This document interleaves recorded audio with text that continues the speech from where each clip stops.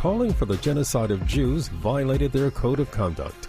The House committee said it opened an investigation into Harvard, MIT, and the University of Pennsylvania Thursday for what it called rampant anti-Semitism on their campuses by students and faculty. A woman is in jail after she allegedly tried to set fire to the house where the late Dr. Martin Luther King Jr. was born. Video shows a woman dressed in black pouring gasoline on the front porch, windows, and bushes around the house in Atlanta, Georgia. Two tourists from Utah who were viewing the house managed to stop the woman, as well as two off-duty New York police officers who were visiting the historical landmark. And that's the latest. I'm Mike Moore from your 24/7 news source, the Black Information Network and BINnews.com. Temperatures getting low but demand remaining high? You need Indeed. Their all-in-one platform helps you attract, interview, and hire candidates all from one place. And Indeed's interview tool lets you schedule and conduct virtual interviews right from their website. Visit Indeed.com/credit. This is the KBLA Sports Minute with Ray Richardson.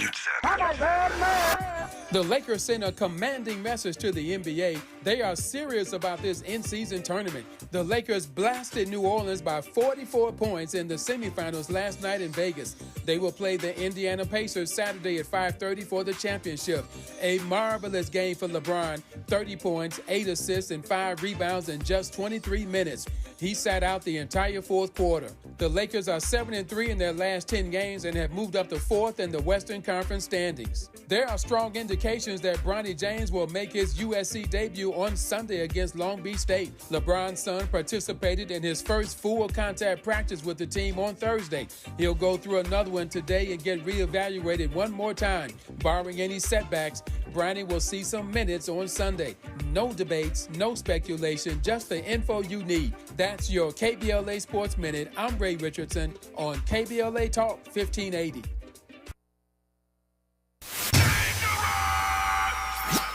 Environmental justice, pollution, and climate. In Los Angeles and across America, people of color are suffering and dying from disproportionate health impacts on a planet that has less than 10 years to prevent irreversible damage. Heat illnesses, respiratory illnesses, water-related illnesses, food system impacts, insect-related diseases, black maternal health, and mental health effects. As the impacts of climate change mount, millions of vulnerable people, our people, are going to bear the brunt of these extreme environmental events, which will likely lead to forced displacement, loss of cultural identity, and other related risks. These realities are as real as rain. Stay tuned to KBLA Talk 1580 for more details about the most progressive multimedia and live events campaign any black media outlet has ever undertaken to combat the climate catastrophe. Experts, events, empowerment. It's all on the way from Unapologetically Progressive. KBLA Talk 1580. We don't black down. We level up. Level up, level up, level up, level up, level up, level up, level up, level up, level up, level up, level up, level up, level up.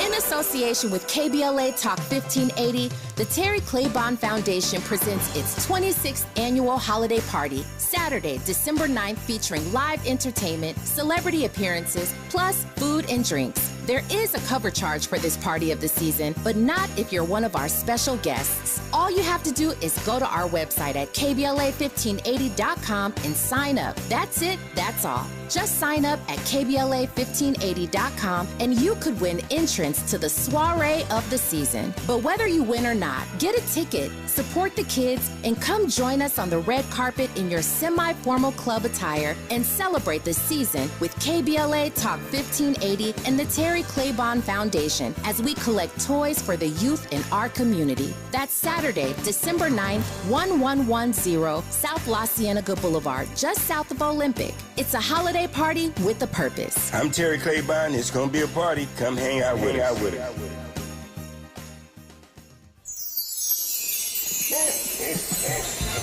It's the gift-giving season, and we have a gift for you. Visit us online at kbla.store for holiday savings of 20% off all of our KBLA swag. For the best in merch, gift ideas, books, media, and more, log on to KBLA.store right now. And be sure to check out our KBLA team favorites at KBLA.store today. That's KBLA.store for all our official merch on your favorite talk radio station, KBLA Talk 1580, at 20% off, but only during the holiday season. Happy holidays. Ho, ho, ho! Merry Christmas! First things first.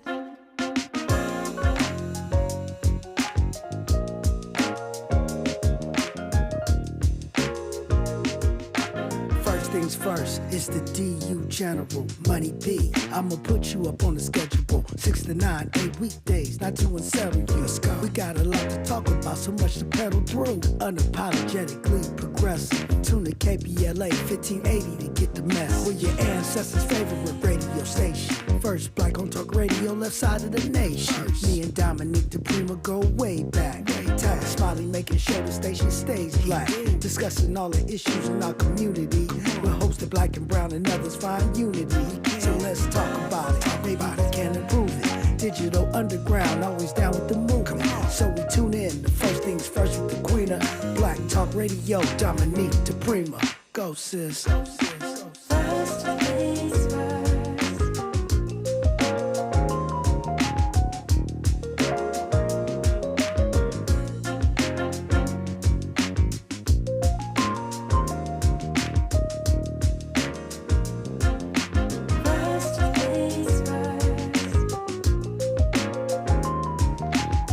KBLA Talk 1580. Good morning and God bless. I'm Dominique DiPrima. The show is called First Things First. My first thing today and every day, giving thanks, giving praises, asking for blessings from God, asking for the blessings of the ancestors and the elders, and getting it started. So the way we do this show, the first hour, we usually focus on the left coast. What's going on in California, this side of town, over here by the Pacific Ocean. Hour 2, we go national, international, and beyond. And in the third hour, we do a deep dive with the persons of interest. Sometimes it is a hot topic. Now, Fridays, as you know, we do a little thing called Freedman Fridays, where we do a very, very comprehensive conversation about reparations. What does that mean? It means every camp is welcome, all comers, all intellects. If you got a thought, if you're doing some work, you are welcome into the space. We do that in the second hour. Most of the time in the third hour, we unpack what we learned, what we didn't learn, what we liked, what we didn't like. And we have a robust conversation in the chat room all the time. That, of course, can be found youtube.com, KBLA 1580, because that's where we stream every weekday. And I'll see you there. Yeah. Today is not really an exception, but then again, it is because we are going to be focused, as we did on yesterday, on the 57th Assembly District. One of the candidates for the spot, in fact, many would say the leading candidate based on endorsements and such, is an educator, organizer, and a foster parent born and raised in Los Angeles. She's been involved as an activist, involved in politics from the time she was elected student body president in elementary school. And she says she's dedicating her life to dismantling oppressive systems one by one and being a driving force for justice and liberation. Shade El-Hawari, welcome. Thank you. I'm so glad to be here. Yeah, I'm glad you could come in studio. It's nice to see you. I won't say meet you. We've met before. Yes. But you are an activist. Actually, it's I guess that's kind of a theme for this race. Activists who are thinking about working on the inside. So what spurs that decision? Like, time for me to get out of these streets and get into the halls of influence. Yeah, so I don't want to get out of the streets. We got to stay in the streets. We got to make sure that we are always doing the work with folks on the ground. But I think the biggest thing that impacted my decision to run is, last year hearing about what was going on behind closed doors with the city council members who were plotting and planning on how to dismantle Black political power in a way that would ultimately increase their personal power, but for what they felt was Latino political power. And I remember as somebody who's both Black and Latina, being in that kind of hearing what was going on, right, reading about it and feeling like that can't be right. We can't have leaders who are at the table doing this to ultimately not work with all of us, to bring us all together. They were really just trying to tear our communities apart, and it felt like we need different folks at the table. And I went to do public comment at City Hall. It wasn't fully planned. We had on I'm with the black shirts, and I remember like a different kind of passion came out of me. I was emboldened in a different way. And it wasn't to say that I haven't been passionate this entire time, but I felt like this is not right and we cannot have these folks at the table. And then folks started to say, well, you should be at the table. We need folks like you. And I don't know that I fully had a plan to ultimately go from being an activist to wanting to be in Sacramento in this way. But I think, sometimes we're called to do things that we know that is important for our community. And I think this is my next step in terms of the work I'm doing for my community. You said a lot of great stuff to unpack there. I know that you spent years with Community Coalition, Yes. right? And one of their, I guess you could say, signatures, I sat on the board of that organization for many, many years, is coalition. It's in the name. Not just among, different factions of the community, but different ethnic groups and whatnot. And yet when you heard the tape, you bristled at that. I mean, I guess Coco was actually named in a disparaging way, so I could see that. But you said you felt that they thought they were building Latino power, but you being Black and Latina, you bristled at that. So how does that conflict with the long-term work of Community Coalition, or is it bolstered by it? Like, explain how that resonated for you. Yeah, so I actually, being at Community Coalition, one of the values that we're really based upon, that we're grounded in, is Black and Brown solidarity. It's about how we work together to ultimately, like you talked about, right, like the dismantling those systems requires us to work together. We cannot fight white supremacy. We cannot fight the systems that ultimately are working against us and working to keep us oppressed if we work against one another. And so the value that I was taught at Coco was all about, from the beginning, how do we work together? How do we bring folks together? How do we even I was a youth organizer when I started. How do we bring high school students together who sit in different parts of the cafeteria or different parts of the schoolyard to really help them understand the importance of, you might have been taught from a young age about, how these folks are different than you, and these folks are, doing something that we don't really like, and we don't have similar cultures. But ultimately, we're in LA. We can work together. We're living right next door to each other. And so how do we actually teach young folks, teach our community about the similarities, the shared struggles that we have,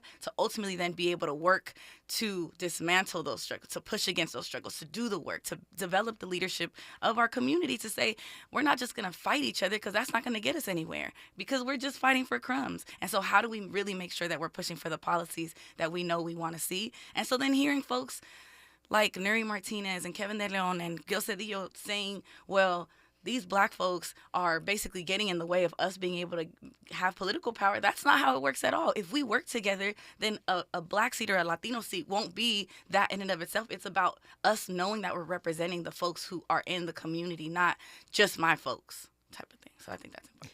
Yeah, I mean, I know the work of Community Coalition around that area of Black and Brown solidarity. Of course, for those not familiar, it's founded by then community organizer Karen Bass, who's now our mayor.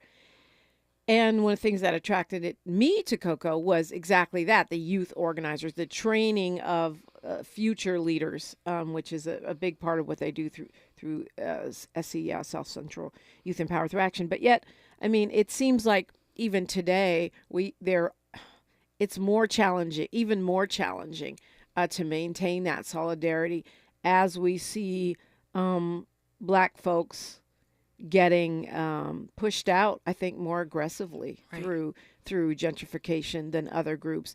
And in some cases, not always, but in some cases, the tension between Black and immigrant communities, of which you consider yourself both, right? Mm-hmm. For sure. I think, one of the things that is really important and really helpful in a place like Community Coalition is that the goal is to teach and to educate, to organize, to be able to provide a level of political education that helps even Latinos say we need to fight for Black folks, because we understand that our community is, if gentrification happens in a way that ultimately pushes out Black people, eventually that's going to happen to Latinos too, and it's already happening in some communities, right? And so how do we then provide that? Like, Community Coalition every few years shuts down for a week and does a race retreat. And in that race retreat, we really talk about, we get deep into an understanding and a racial analysis that helps us to understand why it's important to work together. And we're passing that knowledge on to our community. And so in the case of gentrification as the example, we need to know that we have Latina folks who are actually going to ride for Black folks. That's how we do the work. In the same way that Black folks can ride when there's an immigrant issue, right? Because Latinos or Latina folks themselves or ourselves can't just fight and then hope that immigration is going to change. We know we have to build a broad coalition to make sure that folks say, we need to be at the table. We need to see these changes. We want to see this reform. And so I think that's a big part of what I feel is important, right? Like, we can be nationalistic, we can be proud of who we are, we can be proud of where we come from, but if we don't work together, we oftentimes end up getting left behind. And I think that's the important piece of what solidarity really means to me, right? And what solidarity really means to a place like Community Coalition and what we're trying to pass on to our folks. Okay, I want you to say your name, because I feel like I might be missing some subtleties here. Yes, Shade El-Hawari. Okay, I was close. Yes. Shade El-Hawari. El-Hawari is Egyptian. I'm really big on this thing that we have to know our so-called race, because I reject that concept. Our race, nationality, ethnicity, culture, and you can throw in religion if you want, because all of those make up who we are. And I think when we break it down to white or Black, sometimes we miss important things, right? We miss, like, where are you from? And, and how do you view the world? Like, what is your lens? Right. If you were describing yourself, how would you describe yourself? I often say that I'm the daughter of immigrants. My mom's from Guatemala, my dad's from Egypt, and I identify as Black and Latina. A lot of folks would say Egypt is Middle Eastern, not Black. So, and I've heard this. It's out there in the stratosphere. Shade El-Hawari is not Black. Yeah. How do you respond to that? I think it's really important to recognize how much in this country we are built, one, on the backs of Black people, right? And in a lot of ways, we stigmatize Blackness to the point where African folks from various countries, Nigerian, folks from the Caribbean who are Black, Haitians, as examples, come to the United States and then don't identify as Black because Black is considered bad in so many ways. And I think that includes in other places where as far as possible, getting as far as possible from Blackness means that you are more successful, right? The closer you get to whiteness, the proximity to that means that you have somehow been able to garner a level of success. Absolutely. I mean, it's like if you can. It reminds me of the whole controversy around Tyla. Are she Black? Is she colored? She doesn't claim Black. Some people are mad at that. But if I check the not Black box, do I get white privilege? You know, on the census, for example. Right. And so I think there's so much nuance. And I'll share that, you know, my upbringing was not in South Central. I grew up in LA, born and raised, but a part of my upbringing was very, very Latina. It was like 99% in the place where I grew up in Northeast LA. And I think there was a lot of me that actually like rejected my Egyptian side because from my kind of upbringing with having a grandmother or a family who's Muslim on my dad's side, my grandmother who wears her hijab, I always felt like something was different and I didn't like the differences. And so I could just keep to what made me similar to my peers, then I didn't have to think about that part of me. I think when I got to high school and in particular college, there was an understanding that, like, you know, Egypt is in Africa. Like, what does that mean for me as someone who is who has been taught or who hasn't been taught, right, about my history? And so a big part of my, I think, politicization at UCLA when I was a young person. When I started there as a part of the class of the infamous 96, where there were less than 100 black students on campus out of the entire 4,500 student freshman class, I knew that I had to really deepen my understanding around who I am, what my background is, what it means to be Egyptian. And so many folks were like, well, yeah, you're black. And I was like, wait. Like, I want to learn more. What does that mean? And so there's always, I think, going to be a level of like, are you black enough? Because Egyptian means something specific to different people. But I think the importance of understanding my history, understanding what it means when we talk about ancient Egypt, when we talk about this pride in what comes out of Africa, what comes out of, you know, so many things that were truly founded in a place like Egypt. I think it's really important for me to understand and be able to embrace my blackness in that way, embrace my family history in ways that ultimately are trying to be stripped from us, you know. And I think in Egypt you see the ways in which, right, it was Kemet, and the Greeks came and Romans came and they wanted to make all these things and, you know, ultimately colonize. And I think when we learn about that, we can know and move in that. But I think a lot of folks, and even in my own family, wouldn't necessarily identify that way. And I think that piece is important. Yeah, I mean, that is kind of the quest of the younger generations, right? Especially in immigrant families, but in all families, to push the envelope in our understanding and when we call ourselves progressives. Shade El-Hawari is my guest, and I want to talk about the policy piece when we come forward on KBLA Talk 1580. She's reclaiming her time on KBLA Talk 1580. More First Things First with Dominique DiPrima when we come forward. King C. Gillette knows you're dedicated to your barbershop routine. But what about after? What's your routine for facial hair to avoid dry skin, itching, and beard rough? Well, the King C. Gillette Beard Oil is a perfect fit for making your beard feel as good as it looks. It softens your facial hair and moisturizes to help prevent itch due to dry skin. Get facial hair that feels as good as it looks. Just trim, wash, and soften. With King C. Gillette. For all of us, this generation and the next, there is simply no place in our lives for litter. And yet, it's everywhere we look. And unfortunately, it does belong to all of us. So, let's come together and create a litter-free, clean California, once and for all. Remember to properly dispose of your trash and recycling. Secure truckloads with tarps to keep debris from flying out. Clean out your car when you're at a gas station. Take pride in your community by organizing a cleanup event. Or join a cleanup event near you. Zero litter is the goal. Join us at cleanca.com. That's cleanca.com. Let's do it together. Brought to you by Caltrans. cleanca.com. This holiday season, Capital One reminds you to give yourself the gift of 1.5% cash back with the Capital One Quicksilver Card. Can I earn 1.5% cash back on birds? Birds? What if you sent your true love 2 turtle doves plus a partridge in a pear tree? Sure, but why would anyone want that? The song was very convincing. Earn 1.5% cash back on all your holiday purchases with the Capital One Quicksilver Card. What's in your wallet?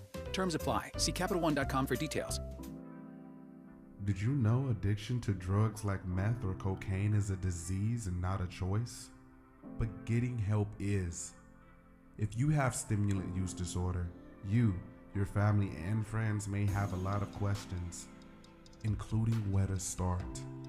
Choose Change California can help. Make a change today and find a proven treatment option for you at choosechangeca.org. Your ancestors' favorite radio station, and your favorite morning show host. Let's get back to Dominique DiPrima Right now, we are talking 57th Assembly District. You might well be in it if you're listening from the left coast. It's a big old district encompassing much of South LA. Shade El-Hawari has been working in South LA through Community Coalition, now seeking your vote for the 57th district. When it comes to policy pieces, we'll continue this more on the other side of news, traffic, and sports. I'm sure you had some ideas that even propelled you more to run, like, oh, I want to do this. Or if if I'm elected, I can craft that. Yeah. What are those? I think the biggest piece that impacted what I felt like I could really change when I get to Sacramento is around mental health. And I think a big part of that being looking at it partially as a root cause of the housing crisis. So many of our folks who are on the street who haven't been able to get the supports that they need, who are often turning to substances as a way to cope with what they're going through, right? Like, if I just smoke a little bit of this, if I just try a little bit of that, at least I'll feel better temporarily, but not necessarily getting the supports that we need in our communities. And we see a lot of folks, if it's not mental health, that it's addiction, who are really struggling on the streets and struggling with being unhoused. But we also see mental health, the impact on young people. I'm a foster mom, and my foster daughter really struggled with mental health, even before the pandemic, really struggled. I think, even before she became a foster youth, which happened in her teens, you could really see the impact of so many young people, social media. I don't know exactly, what kind of spawned this big change, but you could really feel the ways in which she was depressed. She had anxiety. She was really struggling. And that's just one example of many young people who are struggling with mental health. And the pandemic exacerbated that for a lot of us, not just specifically for young people. And so I felt like, well, if I could be able to do some of the work that helps us to solve and really push towards solutions around housing for our folks, but also around mental health. Growing up personally with a mom who struggled with mental health, and even having mental health struggles myself as an adult, I think all of that really makes a difference in how can we then really impact our folks. And at COCO, I started the Wellness Committee. COCO is Community Coalition for folks who don't call it COCO. And I remember having so many folks, we are activists, but so much of the trauma that we know our community is experiencing, we also are then experiencing secondhand. And so how do we take care of ourselves, take care of our community, and think about what it means to really ensure that that's a part of how we understand, hopefully, the work that I get to do when I'm in Sacramento. Talking about mental health on the state level, we now have the care courts rolling out here in LA. It's a tricky issue. When do we compel people to get care? Right. How do you view that? Yeah, so I think it's a step in the right direction in terms of ensuring that we can really provide a level of care for folks who, for so many years, it's been stigmatized in our communities. And so folks never understood the importance of getting care, or didn't want to be labeled as crazy, or didn't want to be, didn't have the capacity or access or resources to get that support. I think the care court is a step in the right direction. But I think what we ultimately need to understand is there's going to be a lot to smooth out. There's going to be a lot of hiccups. There are going to be, obstacles and barriers, and how we work through them, I think, really is going to make a difference, because ultimately, right, it's in the word, how we care about our communities, not just compel them for the sake of we need to get everyone off the streets, and if they don't want to listen, then we need to throw them into like that. That's not going to work. But ultimately, we understand that there are levels of folks who really just don't even see and understand the extent to which they are struggling with these really dire mental illnesses. And what we do to support them, I think, is going to make such a difference. But Sacramento oftentimes makes these laws, these policies, and they don't think about the minutia, the details. How does that then roll out? How do we make sure that we're really working with folks locally? I had a really good conversation with Mayor Bass about that when I shared that I'm really interested in focusing on mental health as a part of the housing crisis, as a part of the work that we want to do with young people. And she said, well, when this comes out, you're going to really want to think about how do you iron out some of those pieces that we aren't sure. Right, those unintended consequences. Exactly. I mean, plus people are concerned, as you're saying, that it could be too carceral, that it could end up being just another way of criminalizing people in crisis. Right. And I think that's a big part of why we have to do the work to ultimately know that we are not following that kind of model, right? I think that we know models that don't work. We know that the carceral system has not helped our folks. We know that people are not coming out rehabilitated. And we know that we're locking up many people who struggle with mental health or who are unhoused and who aren't getting the supports that they truly need. And so I think in that sense, it's really important that we don't make those same mistakes, and that we really do the work of understanding what it's going to take, and have the right folks, have the right experts, have the right, even I think activists at the table to make sure we don't make that same mistake. Yeah. All right. We're talking with Shade El-Hawari, and this is a conversation about the 57th Assembly District. I know you might be in holiday mode, but guess what? The election is right around the corner. We had a conversation about that. She was reminding me. And so it's time to figure it all out. I want to talk about the massive number of endorsements you have and why you think that is and what it means when we come forward after news, traffic, and sports, only right here. From our heart to your heart. Happy holidays to you and the ones you love from KBLA Talk 1580. It's a Friday, everyone, December 8th. I'm Mike Moore. Now here's the latest from the Black Information Network. Police say the gunman who killed 3 people in a Las Vegas shooting spree had sent white powder to at least 22 universities. Anthony Polito went on a rampage Wednesday at the University of Nevada, Las Vegas. Prior to the shooting, police say the 67-year-old professor had mailed 22 letters laced with white powder to colleges across the U.S. The House is censuring Congressman Jamal Bowman for pulling a fire alarm ahead of a big vote. The chamber on Thursday voted 214 to 191 to censor the African-American New York Democrat. Bowman pulled the alarm in a congressional building last September during a vote to fund the government. He pleaded guilty to 1 count of falsely pulling a fire alarm. And that's the latest. I'm Mike Moore from your 24/7 news source, the Black Information Network and BINnews.com. Temperatures getting low but demand remaining high? You need Indeed. Their all-in-one platform helps you attract, interview, and hire candidates all from one place. And Indeed's interview tool lets you schedule and conduct virtual interviews right from their website. Visit Indeed.com/credit. This is the KBLA Sports Minute with Ray Richardson. The Lakers sent a commanding message to the NBA. They are serious about this in-season tournament. The Lakers blasted New Orleans by 44 points in the semifinals last night in Vegas. They will play the Indiana Pacers Saturday at 5:30 for the championship. A marvelous game for LeBron. 30 points, 8 assists, and 5 rebounds in just 23 minutes. He sat out the entire fourth quarter. The Lakers are 7-3 in their last 10 games and have moved up to 4th in the Western Conference standings. There are strong indications that Bronny James will make his USC debut on Sunday against Long Beach State. LeBron's son participated in his first full contact practice with the team on Thursday. He'll go through another one today and get reevaluated one more time. Barring any setbacks, Bronny will see some minutes on Sunday. No debates, no speculation, just the info you need. That's your KBLA Sports Minute. I'm Ray Richardson on KBLA Talk 1580. It's the gift-giving season, and we have a gift for you. Visit us online at KBLA.store for holiday savings of 20% off all of our KBLA swag. For the best in merch, gift ideas, books, media, and more, log on to KBLA.store right now. And be sure to check out our KBLA team favorites at KBLA.store today.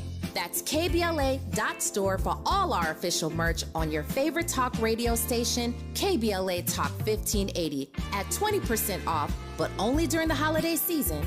Happy holidays. Ho, ho, ho! Merry Christmas! Oh, this cold. Honey? Honey? Honey, you need DayQuil Severe Honey. DayQuil Severe Honey gives you powerful cold and flu symptom relief with a honeylicious taste, because life doesn't stop for a cold. Okay, I'm ready to go. Now I'm getting a cold. Honey. Try DayQuil Severe Honey for powerful cold and flu relief. DayQuil Severe with honey flavor. The daytime coughing, aching, stuffy head, fever, honeylicious, power through your day medicine. Use as directed. Keep out of reach of children. Did you know that feeling sluggish or weighed down could be a sign that your digestive system isn't working at its best? Taking Metamucil every day can help. Metamucil fiber powders help promote your daily digestive health using a plant-based fiber called psyllium. The gelling action of this special fiber traps and removes waste, so you can feel lighter and more energetic. Metamucil, promoting digestive health for a better you. Learn more at metamucil.com. These statements have not been evaluated by the Food and Drug Administration. These products are not intended to diagnose, treat, cure, or prevent any disease. I learned patience from my adoptive dad. All he had to say was, "Hey, you got this. Just breathe." Hey, we're pretty good. Yeah. Might have to start a band. I got it. Learn about adopting a teen from foster care. You can't imagine the reward. Visit adoptuskids.org to find out more. This message is brought to you by Adopt US Kids, the U.S. Department of Health and Human Services, and the Ad Council. Day 1, the hardest day, the day you hear. This is a type of blood cancer. But day 1 is just one day. At the Leukemia and Lymphoma Society, we are here to help you move past day 1. On day 45, I discovered an online community who shared great tips for in-treatment care. On day 185, LLS helped me file my insurance claims properly. To learn more and get help on day 2, day 28, or any day, please visit LLS.org or call 1-800-955-4572. Diane from Michigan, a disabled senior citizen trying to get by. Henry from Florida, a veteran fighting to make ends meet. Elena from Arizona, a mother struggling to feed her daughter. Hi, I'm Connie Britton, and I support Feeding America because they help provide over 6 billion meals to people in need each year, like Diane, Henry, and Elena. Learn more at feedingamerica.org. Feeding America, 200 food banks strong. Thanks for waking up with Dominique DiPrima on KBLA Talk 1580. And we're talking 57th Assembly District. Yeah, it's election time. Wake up and let's get it together. Shade El-Hawari is with me. She's running for 57th. You have been endorsed by Mayor Karen Bass, who you mentioned earlier. You've been endorsed by, a lot of folks. Let's talk about who some of those people are and why it matters. Yeah, so I'll start by saying, Mayor Bass is highly and widely respected, I think, throughout our country, and in particular in California and Los Angeles. It's exciting because we're the only legislative candidate that's been endorsed by Mayor Bass. In all the races at the state level, I think that really makes a difference, and she's fully invested. She has hosted a fundraiser for us. She has been willing to even knock on doors in a way that I think is really going to make a difference come the election in March. I've gotten some really great endorsements from folks like my mentor, Councilmember Marquise Harris Dawson, as well as Councilmember Hugo Soto Martinez, Supervisors Holly Mitchell and Hilda Solis, as well as a lot of the folks right here in the community. So Assemblymember Isaac Bryan, Assemblymember Tina McKinner, Assemblymember Chris Holden, as well as some folks in the Bay Area, and the Senators Lola Smallwood Cuevas, Senator Steve Bradford, and Congresswoman Sydney Kamlager Dove. I think it really makes a difference to have folks who are fully invested in ensuring that we have really strong representation in a community that I can't remember if I mentioned this earlier, but that is historically Black, right? South LA is historically Black and has become majority Latino. And so what it means to ensure that we have representation in a real way that allows us to both keep the seat Black, but also really be thoughtful around what it means to both transition, right, in this transition, and really think about what it means to invest in a progressive candidate and keeping the seat progressive.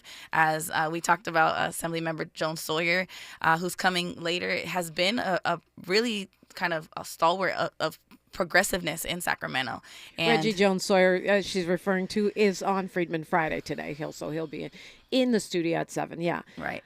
So you just referred to yourself as progressive. What does that mean to you? Yeah, I think for me, it means making sure that we are pushing the system to really be able to support our community members in a way that is not about business interests, not about, oftentimes, corporate interest lobbyists who are really just trying to, have these special interests at the top of mind at our state level, but to really think about how we prioritize community interests, how we make sure community's at the table, how we make sure that truly we're looking towards progress, and that we know that really starts with and really centers community within that. So all these endorsements, I mean, clearly you have most of the Black electeds, right? So right. They are apparently not struggling with, your Blackness. You have a lot of the folks we consider progressives. So, you could say, well, that speaks to your progressivism.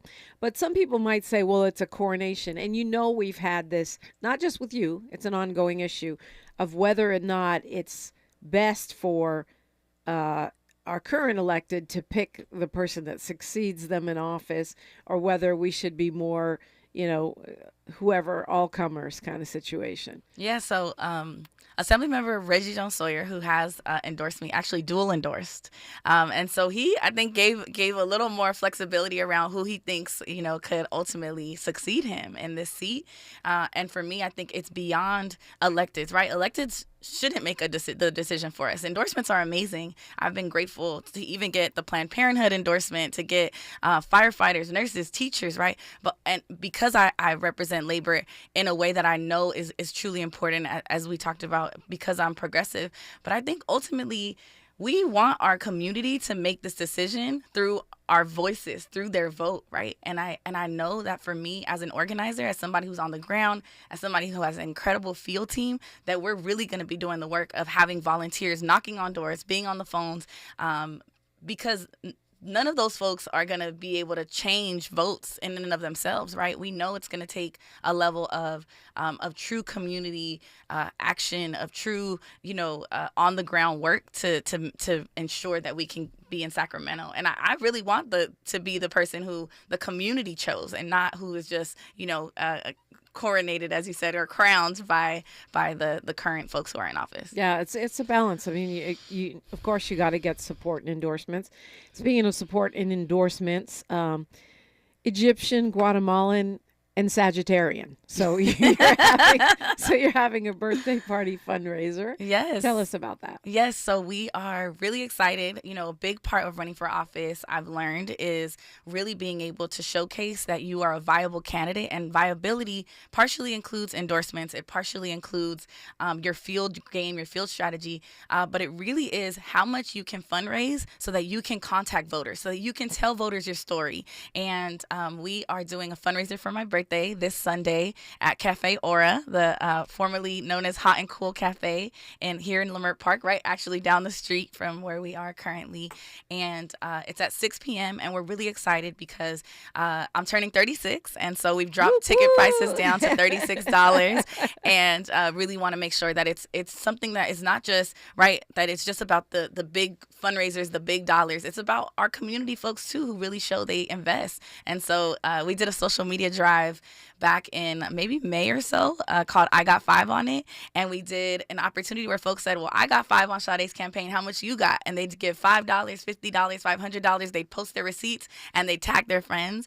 And we have over 800 donors, maybe even 900 at this point. Then I think that really makes a difference, that we're engaging folks civically. We're engaging folks in even the monetary, the financial part of elections in a way that a lot of our folks have never done, have never felt called to do. And I think that's really indicative of the type of energy that this campaign is really bringing with it, and the type of folks who are really inspired by what we can do when we really show up for community in a real way.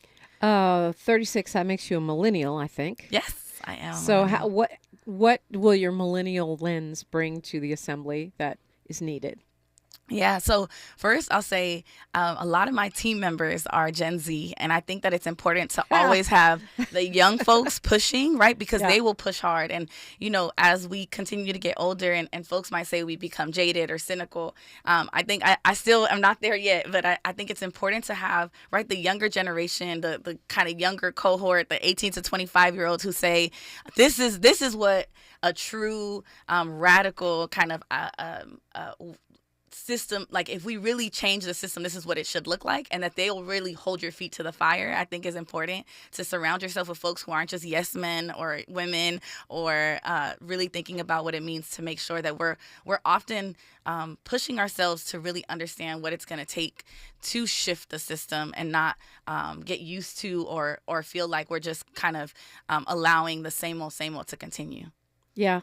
I as the mom of a Gen Z, I know it well. Yeah. But millennials not only not exactly old and jaded, just but it's just like thinking about, right, like who I was as a 18, 19, 20-year-old at UCLA, and, learning about the Black Panthers and wanting to, really like model what I learned after this, to me, this incredible kind of example of revolutionary ideals and really pushing for freedom and liberation in the way that we deserve. I think, as we get older, we start thinking, okay, well, there's other ways to do it, and how do we learn that? And young people are like, no, there's one way, and this is, let's push. And so sometimes I think, as a millennial, that kind of fitting in between Gen X and Gen Z allows us to both learn a lot from the folks who are ahead of us, and really think about, the young people who are going to continue to help, and every generation push us forward, and every generation force us to kind of really look at what is holding us back, and really be able to do some of that work too. Yeah, you're running for the 57th. Another lens that you have that may not be as common in the assembly is mom. You have just the one, Yes. Okay, so not just mom, but also someone familiar with the foster system, which I know is near and dear to one of your big endorsers, Karen Bass. What do you see? What do you see that you would want to impact through, with your mom hat on? Yeah, I think I'll start by saying, housing is really important right now. I think, I don't know if everyone knows this, but running for office, you don't get paid. You don't get a single dollar. So even myself, I am struggling financially, and I wish I could do more to support her, especially because she just recently aged out of the system. And so aging out of the system at 21 means that you no longer get the extra check that kind of bolsters you up and helps you with, housing, helps you with food. And so she's someone who is not only in college in San Francisco, but she is also having to work multiple jobs and can barely afford to get an apartment. Definitely doesn't have enough to have a deposit, right, to get a new place. And so recognizing the ways in which, not just for foster children, but just for young folks who don't have extra supports, or who come from backgrounds that are low socioeconomic, or who don't necessarily understand what it means to go to college and all of the expenses that come with it, we need to do better to not put them in such, I think, dire straits, right? We see young people, like there's a really great example of LA Room and Board, where young people are who are in community college, who are unhoused, are being able to get free space because so many of them are unhoused. So many young people who are trying their best to go through the higher education process, who come from backgrounds where they don't have a lot, are really struggling with housing. And so for her, and as a mom, I'm like, I wish we could do more to make sure, one, as a foster youth, she has everything she needs until she's done with college, right? Not just while she is until she's 21, but I think even there was a recent policy that said you only need 1 month of deposit instead of first month, last month security, to be able to move in somewhere. Like, those are the kinds of things, and having affordable housing that truly is protecting renters, protecting tenants, so that we aren't just seeing rents skyrocket.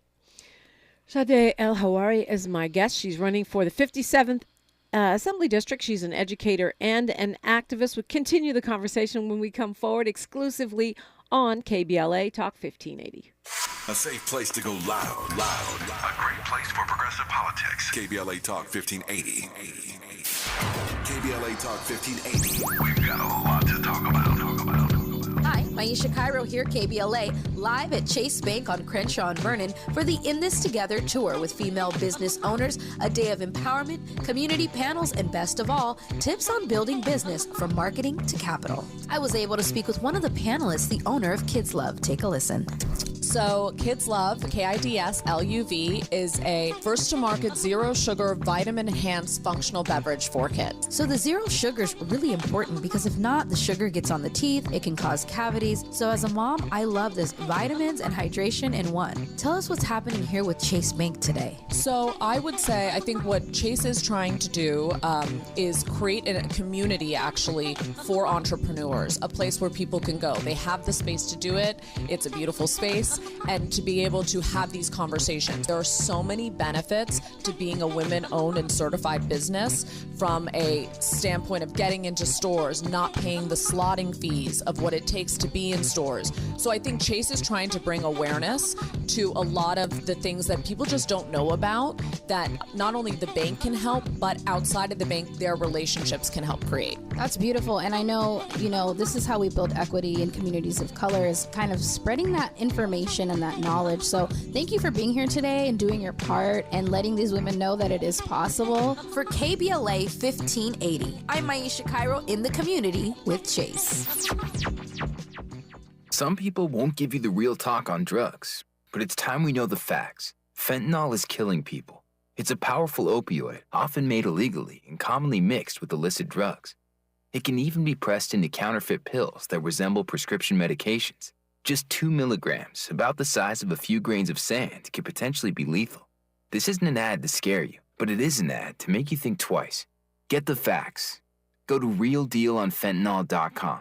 This message is brought to you by the Ad Council. KBLA Talk 1580 is the exclusive media sponsor of This Light of Ours, activist photographers of the Civil Rights Movement. A dynamic new exhibition on view now at the Skirball Cultural Center in Los Angeles. This Light of Ours showcases more than 150 photos taken by movement insiders from diverse backgrounds that reveal the vital work undertaken by a broad coalition of organizers and everyday people whose collective action changed America. This Light of Ours is one of 3 temporary exhibitions currently on view at the Skirball, which together explore issues related to civil rights, immigration, and pluralism. Tickets and more information for all 3 exhibitions are available at skirball.org. That's skirball.org. SKIRBALL.org. This is KBLA Talk 1580, where everybody is somebody and nobody is a stranger. You belong here. Shade El-Hawari is with me. She is running for the 57th Assembly District and has been endorsed by a lot of folks, a lot of black folks. You have strong Latina endorsements too? Yeah, I think Supervisor Hilda Solis is one of my really strongest. And then I have Councilmember Hugo Soto Martinez, and really hoping for a few more that we've been in talks with. But, there's 3 Latina folks in the race. And so I think there's a hesitancy and a hesitation around folks deciding who they want to support. And while I'm the most progressive, I think there's also some controversy around, if we support her, are we supporting a black candidate versus thinking about it as, me being both. Yeah. Interesting. You got a birthday party coming up this weekend. How do people, we forgot to tell people how to get to it. So other than can they show up at the door? They can show up at the door. It's helpful. Yeah. It's helpful to know if you're coming, but it's bit.ly/Sade B-Day. So it's bit.ly/SADEBDAY. And then your campaign website, everyone has their fundraisers and their volunteer opportunities and more usually on their websites. What's yours? SadeForAssembly.com, and that's FOR. So Sade, SadeForAssembly.com. SadeForAssembly.com, pretty straight ahead. People like the People City Council and others ask folks to take a pledge. No police money, no oil money. Where are you on that? Absolutely not taking police or oil money. I think it's important for us to really understand the impact that, oil drilling has in our community. And if we take that money, then there's an expectation of how we continue to allow folks to just really ruin our environment and not allow us to have, just a clean air and clean water, as a baseline. And then I think with law enforcement money, it's just something that is really important to recognize the ways in which I think you become beholden to what, police and law enforcement then expect you to do. And we have to really be pushing for criminal justice reform and really thinking about the ways in which we truly are investing in our communities and not in the carceral state, and continue to do that. It's Freedman Friday, so I have to ask you about reparations. Yes. Reggie Jones Sawyer, who was in the seat prior to you, was on the reparations task force. Where do you stand on the issue of reparations? We absolutely have to do everything that we can at the state level to ensure that we are not only, now that we've gone through the process of creating this incredible report that the Reparations Commission or committee has been a part of, that we actually put that into fruition and really ensure that we see it coming into reality and not just talking about it. It's especially because we know, as LA goes, as California goes, as the nation goes, and we have to really, I think, be the example here in California. We got Carl on the line calling from LA. Carl, you have the floor. Good morning. Hey, Dominique. Good morning to both of you. How you doing? Hey, look. What's your take on that 4% increase in the rent and the 6% increase on the rent? And are you going to be working with the mayor on helping get people hired? I mean, she was on a campaign thing on TV the other day talking about hiring a lot of people that's off the sidewalk or whatever. I got an application in. She ain't looked at that and got me in there yet.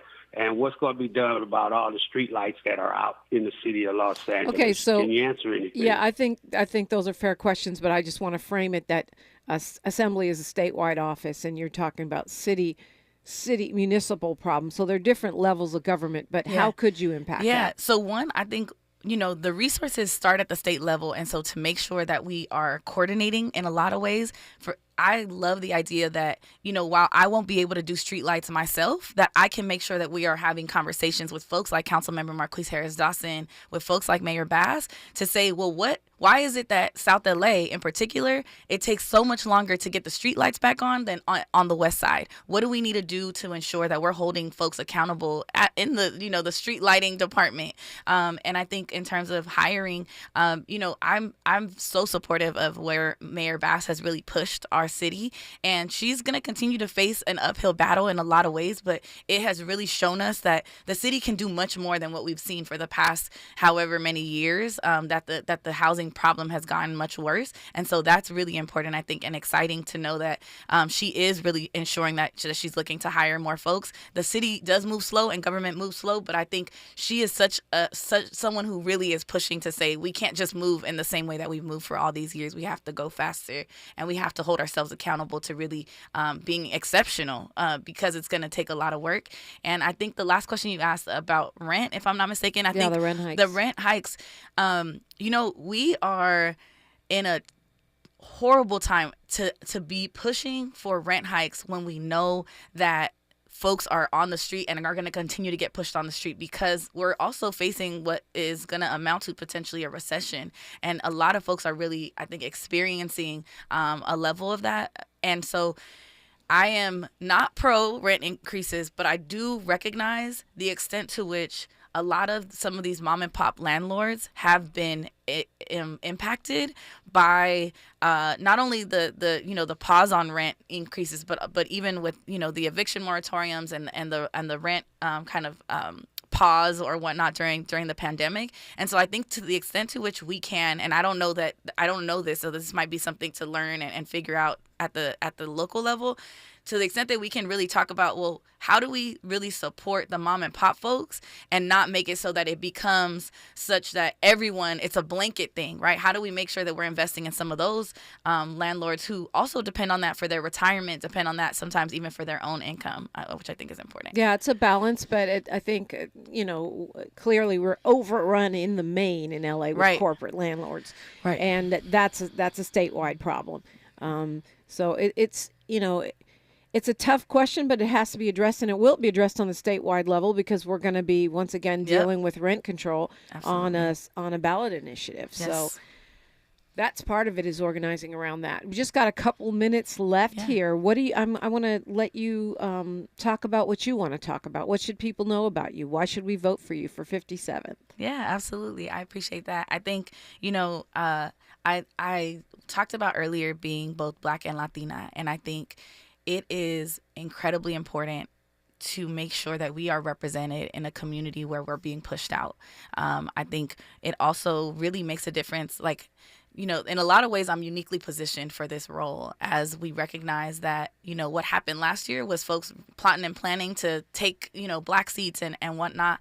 And so how do we ensure that we continue to have the representation that we deserve is incredibly important. I think if folks want to get involved, we have so many, volunteers who are coming. We have our headquarters on 53rd and Vermont at the Unity House, which is a space that had been vacant for over 8 or so years, and we totally transformed it and renovated it with volunteers who did everything from pulling up carpet to putting in new floors to painting to making sure that we were able to, even get rid of some of the kind of human waste and things like that had just been allowed to continue to be there. And so, we had folks who did everything. I mean, we had to get like new roofing and so much of it was volunteer labor who said, we want to make sure that we have a space that we can welcome the community to, and that community knows it's because we're doing this work to make sure that we're represented in Sacramento. And so kind I'm of really show what excited you about could that. do in a micro level with your office. Exactly.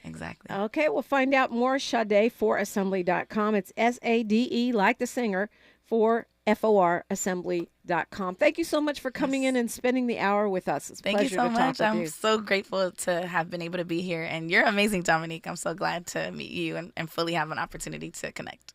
Much appreciation. Nice to meet you, too. It is Freedman Friday. That's next on KBLA Talk 1580. KBLA 1580 Santa Monica.